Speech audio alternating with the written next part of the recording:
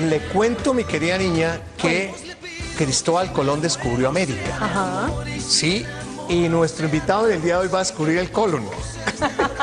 Porque hoy tenemos el tema de salud. Ese chiste está muy flojo. No pegó. Estaban mejor los de ayer. ¿Cuál fue el de ayer? No, pues ayer salió con unos chascarrillos. Mejor prepárese para el viernes porque el tema de hoy es muy serio. No, y es serio, pero es que es algo aqueja. relacionado con el colon. Claro. Que etimológicamente no sé si es algo parecido a Cristóbal Colón con el colon, puede ser. Ah, es que era por el chiste. Yo le voy a preguntar a nuestro invitado en el día de hoy, al doctor Óscar Angarita, gastroenterólogo, que va a hablar de salud, si etimológicamente el apellido Colón tiene algo que ver con el colon o no. Pues parece una pregunta como rara, Que pero tiene muy buen doctor, ¿cómo colon. está? Buenos días. La respuesta a mi inquietud puede ser válida o totalmente inviable. Bueno, mira, realmente los problemas digestivos que cursan con dolor abdominal durante muchísimos años han sido interpretados dependiendo del conocimiento que se tenga de la función del tracto digestivo y de sus enfermedades. Sí. Y se ha rotulado al paso de los años dependiendo y se le ha dado diferentes nombres dependiendo de lo que se ha ido descubriendo. Sí. Entonces, hay un término general que utiliza la gente cuando habla de un dolor abdominal, dice hacia la boca del estómago, que es anatómicamente lo que nosotros llamamos el epigastrio, que es de tipo ardor, que puede ser intermitente, que va y viene, pero que el paciente le incomoda bastante y lo rotula como gastritis. Sí. Porque los médicos hemos enseñado esa palabra durante muchísimos años. Ok. ¿Ya? Pero realmente en el glosario médico de gastroenterología, la gastritis es un término que se limita exclusivamente al hallazgo en patología. Es decir, que la gastritis se documenta es en una biopsia. El término clínico sería dispepsia.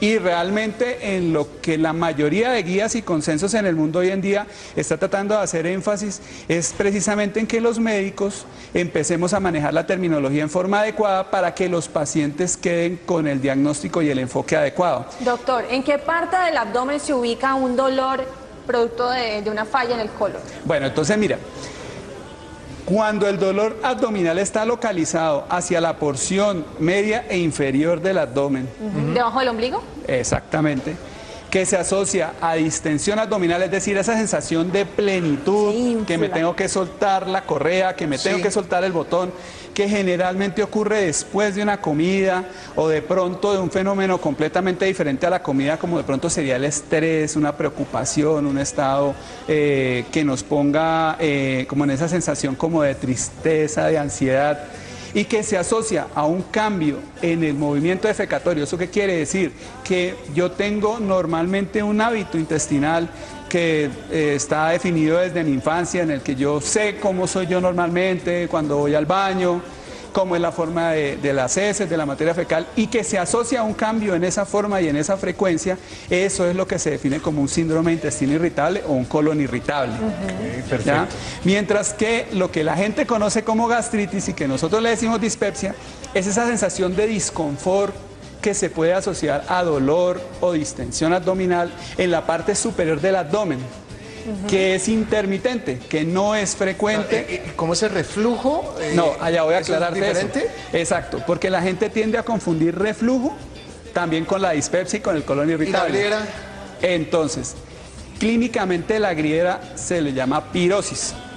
¿Ya? Y así es como aparece en los libros y aparece en los manuales y en las guías de manejo.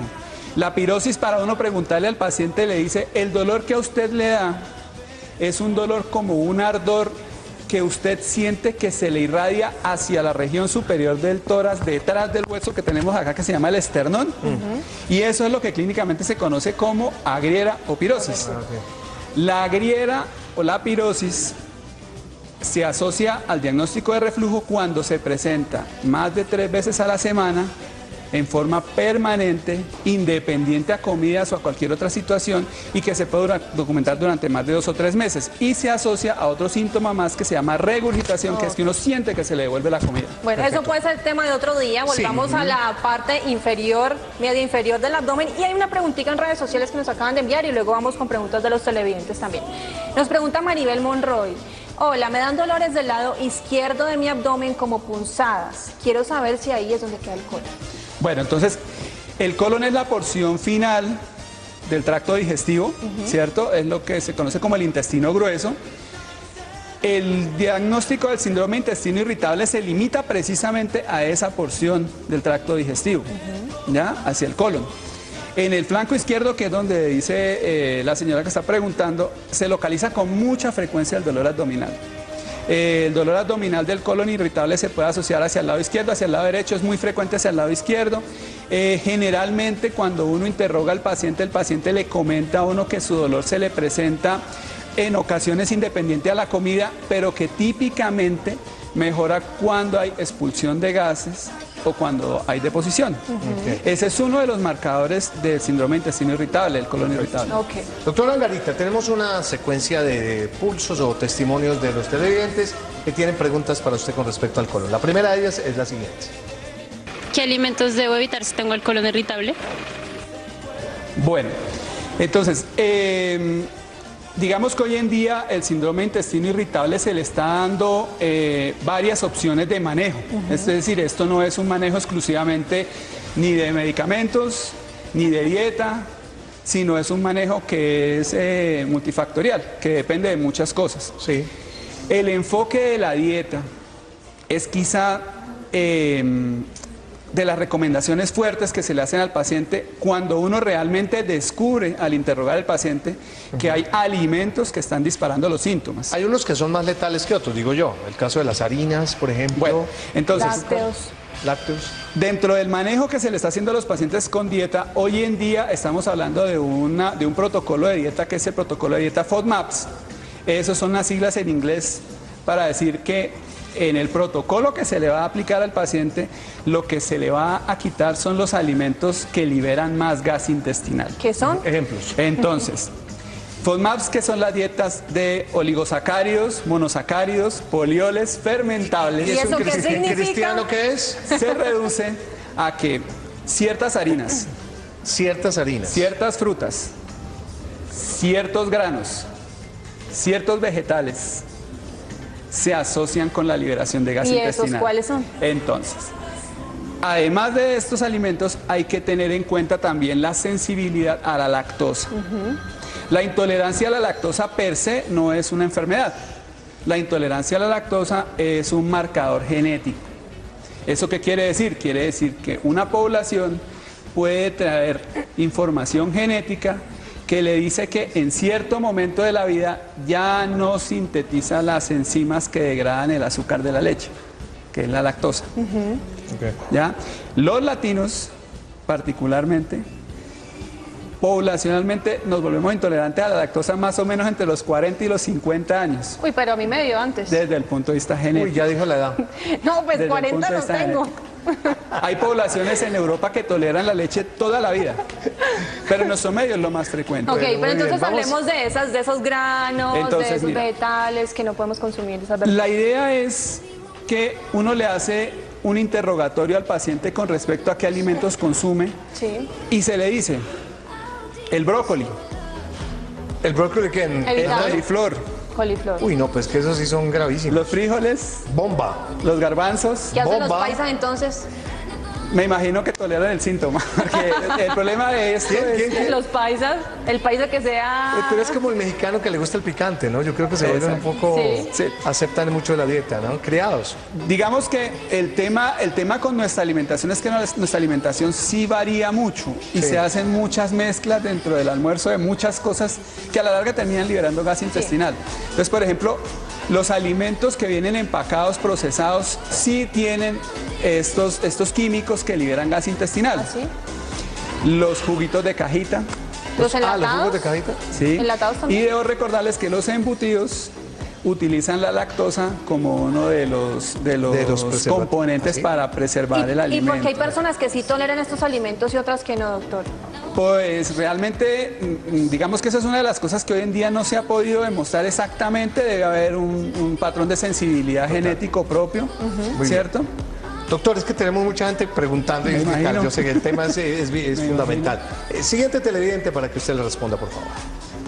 ¿Se pueden prevenir los problemas en el colon? Bueno, como este es un tema que es un problema que es multifactorial, hay unas cosas que se nos escapan de las manos para poderlas prevenir. El síndrome de intestino irritable tiene uno de los factores disparadores importantes que son las infecciones. Entonces, una persona que tiene un cuadro de sensibilidad alta en su colon, que ya sabe que sufre de colon irritable, cuando le da gripa, cuando le da una diarrea viral, cuando le da una diarrea mediana, pues puede que experimente estos síntomas durante mucho tiempo más de lo que una persona que no tenga este cuadro de sensibilidad. Estamos hablando de que el síndrome de intestino irritable en la población mundial es más o menos entre el 15 y el 20% de la población. Pero se va aumentando. Hasta ahora lo que se ha hecho en los estudios poblacionales no se ha visto que haya aumentado como tal el diagnóstico. Lo que pasa es que ya más gente identifica que lo que tiene sí es un colon irritable. ¿Ya? Entonces, las cosas que se pueden prevenir y manejar realmente son las cosas que le van a disparar los síntomas en la dieta. Digamos, yo no le podría decir a alguien, a un ejecutivo, que controle el estrés porque probablemente es algo que se le va a salir de las manos. Total. Bueno, muy bien. Tenemos otra pregunta, pero de redes. Mónica, ¿qué dice las redes en este momento? Dice lo siguiente. Ahí está la inquietud de los televidentes a través de las redes sociales. ¿Cuáles son los síntomas que me pueden alertar que tengo problemas de colon irritable? Síntomas básicos. Bueno, realmente los síntomas básicos fueron los síntomas de los que les hablé al principio. La sensibilidad alta en el marco cólico, es decir, en el lado izquierdo, en el lado derecho del abdomen, la presencia de gas intestinal, mucho gas intestinal, el paciente experimenta que el perímetro del abdomen se le crece como por minutos durante la tarde o hacia la noche, y que tenga además un cambio en la forma y la frecuencia de la materia fecal. Doctor, una respuesta rápida de una inquietud que nos han enviado mucho en las redes sociales, y es que si una persona sufre o padece de colon irritable, puede llegar a tener cáncer de colon. Bueno, esa pregunta es muy importante porque realmente la asociación entre dispepsia y cáncer gástrico es mínima. La asociación entre síndrome de intestino irritable y cáncer de colon es mínima. ¿Ya? Lo que sí debe hacer uno de una forma muy juiciosa cuando tiene a su paciente en el consultorio es buscar una cosa que se llaman síntomas de alarma. Los síntomas de alarma son los que le van a decir a usted si su paciente hay que hacerle una colonoscopia o simple y sencillamente se puede manejar con todo lo que hemos estado hablando de cuidados de la dieta y de pronto los medicamentos para alivio de síntomas. Los síntomas de alarma creo que desde hace muchísimos años se vienen haciendo campañas y la gente ya los conoce, que son el sangrado rectal. O sea, dolor abdominal con sangrado rectal, ojo que es un síntoma de alarma. ¿Sí? Dolor abdominal y pérdida de peso no explicada, ojo que eso es un síntoma de alarma. Dolor abdominal y sensación de masa, que se palpe masa el paciente o que uno en el examen lo palpe, ojo que eso es un síntoma de alarma, eso ya cambia completamente. La historia familiar de cáncer de colon, que es algo que atormenta muchísimo a los pacientes cuando sufren de intestino irritable y de pronto alguien tuvo un cáncer de colon en la familia. La recomendación que hay hoy en día es que toda persona, independiente o no de síntomas, al llegar a los 50 años, se haga por lo menos una prueba que se llama sangre oculta en materia fecal. Es decir, vamos a buscar si hay alguna lesión que puede estar sangrando y que no nos hemos dado cuenta. Esa lesión puede ser una cosa irrelevante, como puede ser una neoplasia, o hacerse una rectosigmoidoscopia. ¿Esto qué quiere decir? Es una colonoscopia abreviada, es una colonoscopia más corta.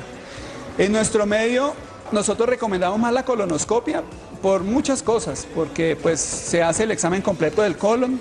No es un examen que sea considerado tan terrible como se piensa en el imaginario personal.